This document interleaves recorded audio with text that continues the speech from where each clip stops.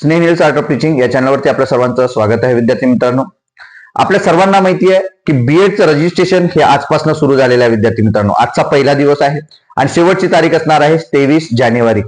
मग यामध्ये विद्यार्थ्यांच्या दोन गोष्टी महत्वाच्या आहेत. एक, जनरल अँड स्पेशल बीएड विद्यार्थीचा फॉर्म भरणार आहेत आणि ELCT ज्यांना इंग्रजी मीडियम करायचं आहे त्यांना तो फॉर्म भरायचा आहे.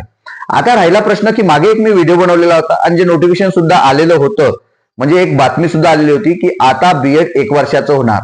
मग बीएड कोणासाठी 1 वर्षाचं होणार? तर विद्यार्थी मित्रांनो, बीएड हा पीजी ज्यांचं झालेला आहे, पोस्ट ग्रॅज्युएशन ज्यांचं झालेलं आहे, या सर्व विद्यार्थ्यांकरता 1 वर्षाचं बीएड असणार आहे. परंतु हे जे नोटिफिकेशन सीईटी सेलने टाकलेलं आहे, या सीईटी सेलमध्ये असा कोणताही उल्लेख त्या ठिकाणी केलेला नाही. अजूनपर्यंत शासकीय नोटीस आपल्याला शिक्षण व तंत्र विद्यालयाच्या माध्यमातून, म्हणजे डिपार्टमेंटच्या विभागाच्या माध्यमातून अजूनपर्यंतही कोणतं नोटिफिकेशन आलेलं नाही, ऑथेंटिक आलेलं नाही, माहिती आलेली नाही. त्यामुळे आपण सध्या तरी 1 वर्षाचं बीएड आहे की नाही या संदर्भात सुद्धा आपण साशंक आहोत. त्यामुळं एक लक्षात घ्यायचं आहे की या बीएड सीईटीचा अर्ज तुम्हाला करून ठेवायचा आहे, कारण ही जर डेट गेली तर तुम्हाला पुन्हा संधी मिळणार नाही. आणि ज्या विद्यार्थ्यांनी, जे गेल्या वर्षी विद्यार्थी होते ज्यांना फर्स्ट राऊंड मध्ये त्यांनी फ्रीज केलेला होता, ज्यांना प्रवेश घ्यायचा नव्हता, कॉलेजने त्यांना लुटमारीच्या संदर्भात फीस खूप जास्त सांगितलेली होती आणि ज्यांची आर्थिक चणचण होती, असे विद्यार्थी त्या ठिकाणी प्रवेश घेऊ शकले नाहीत. अशा सर्व विद्यार्थ्यांना सांगू इच्छितो की तुम्ही गेल्या वर्षी वंचित असाल तर या वर्षी जास्तीत जास्त मार्क्स या सीईटीला कसे घेता येईल आणि त्यात चांगले गुण कसे घेता येईल आणि चांगल्या गव्हर्नमेंट कॉलेजला कसा आपला नंबर लागेल या दृष्टीने आपण अभ्यास करायचा आहे. विद्यार्थी मित्रांनो, आणि इतर जे मित्र असतील ज्यांना शिक्षक बनायचं आहे, ज्यांचं ध्येय आहे, अशा सर्व विद्यार्थ्यांना सांगा की बीएड सीईटीचं अर्ज प्रक्रिया सुरू झालेली आहे आणि 3 तारखेपासून, म्हणजे 8 तारखेपासून ही प्रक्रिया सुरू झालेली आहे आणि 23 तारखेपर्यंत ही शेवटची डेट असणार आहे.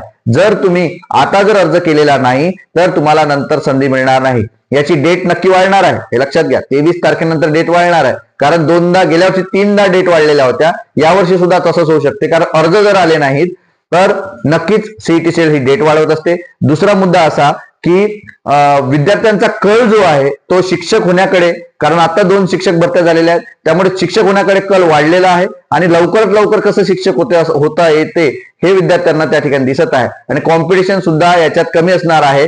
जे पोलीस भरतीचं कॉम्पिटिशन तुम्ही बघितलेलं आहे, 15,500 जागा आहेत आणि 16 लाख अर्ज आलेले आहेत. आणि इकडे पवित्र पोर्टलमध्ये 2,11,000 विद्यार्थ्यांनी टेट दिलेली आहे आणि 15 ते 20,000 जागा असणार आहे. विचार करा, कॉम्पिटिशन कुठं कमी असणार आहे.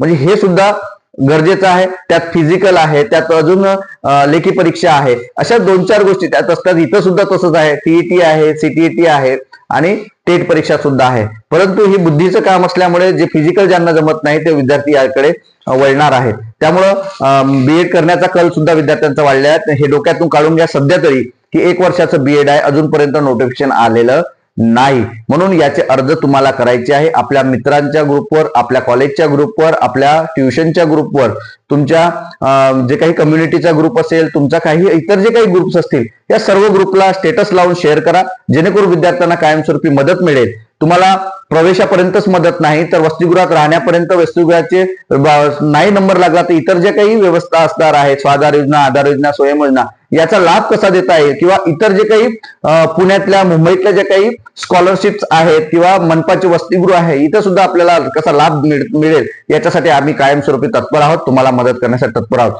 म्हणून डिस्क्रिप्शन बॉक्समध्ये दिलेली जी लिंक आहे त्या लिंकवरती जॉईन व्हा आणि कायमस्वरूपी तुम्हाला जे पडलेले प्रश्न आहेत ते प्रश्न नक्की विचारा. त्याचं उत्तर, निराकरण आम्ही आपल्या चॅनलच्या माध्यमातून देत असतो. विद्यार्थी मित्रांनो, धन्यवाद.